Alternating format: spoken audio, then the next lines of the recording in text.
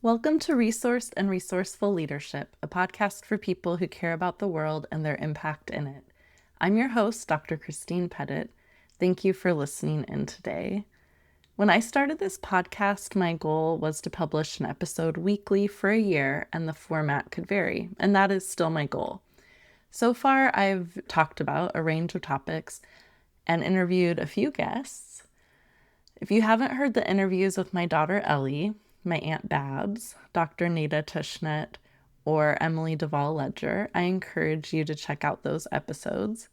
Next week, I'll be bringing you a conversation with Mindy Friedman, who, in addition to being an incredibly thoughtful and creative person, is a data strategist, co-founder of a consulting firm, and mom pirate.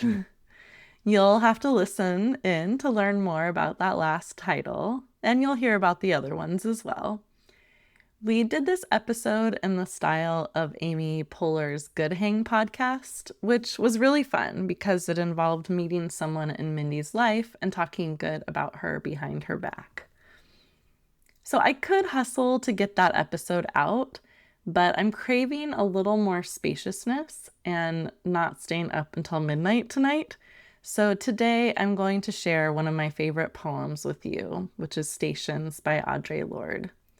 I came across Stations sometime in my very early 20s, and I have been carrying it around in a folder with my own writing and other inspiring poems and writing since that time, so another 20 plus years. So here's the poem, Stations by Audre Lorde. Some women love to wait for life, for a ring in the June light, for a touch of the sun to heal them, for another woman's voice to make them whole, to untie their hands, put words in their mouths, form to their passages, sound to their screams, for some other sleeper to remember their future, their past. Some women wait for their right train in the wrong station, in the alleys of morning, for the noon to holler the night come down. Some women wait for love to rise up, the child of their promise to gather from the earth what they do not plant, to claim pain for labor, to become the tip of an arrow, to aim at the heart of now, but it never stays. Some women wait for visions that do not return, where they are not welcome, naked, for invitations to places they always wanted to visit, to be repeated. Some women wait for themselves around the next corner and call the empty spot peace, but the opposite of living is only not living, and the stars do not care. Some women wait for something to change, and nothing does change, so they change themselves. That poem really stuck a chord for me in my 20s, like I said, and now that I'm 46, it's still one of those poems that I come back to over and over. I think for me, there's this sense of not waiting, like not in a sense of like impatience, but not waiting for others to do for you what you can do for yourself, not waiting for someone else to validate who you are, to speak for you, to love you. And in that, it's not a denial of the importance of connection. I think it's anything but that, and Audre Lorde's ethos are anything but that. But something that I have thought for a long time is that we all have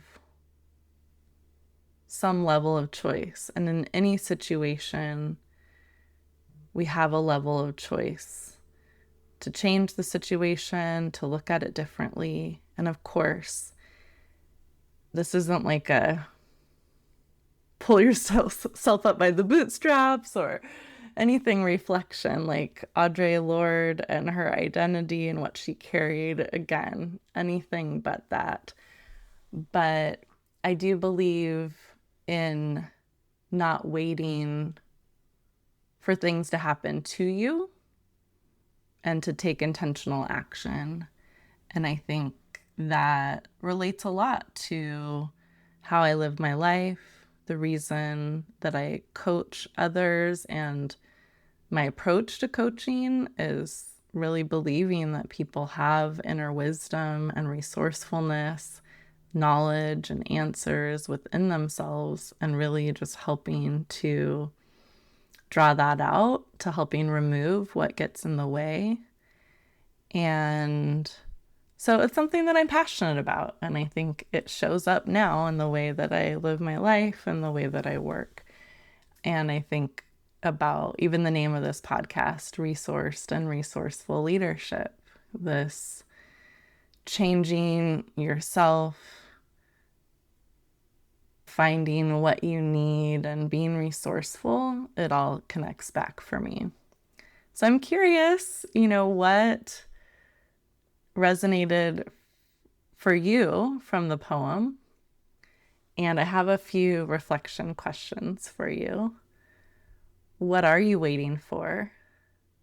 What might it mean to not wait? And one of my favorite practices around not waiting is micro movements, taking some action that takes 5 seconds to 5 minutes to complete or to start. It doesn't mean the whole project takes that long, but it's just like, how can I make a tiny bit of progress, a tiny step forward in this? I learned that method from Sark, who I've talked about before, Susan Ariel Rainbow Kennedy. So what are you waiting for? What might it mean to not wait? And if you're like me and you're like, just let me rest, please. Maybe you could use a little spaciousness today. How might you carve out a little space for yourself? Thank you so much for listening. Definitely tune in next week for a fun and thought-provoking interview with Mindy. To support the Resource and Resourceful Leadership podcast, please follow or subscribe to the show, leave a 5-star review, and share the show with a few people who you think would appreciate it. And please check out the link to SpeakPipe in the show notes. I'd love it if you left me a message. You can let me know what your favorite poem is or any reflections that you have. Thanks again, and take good care.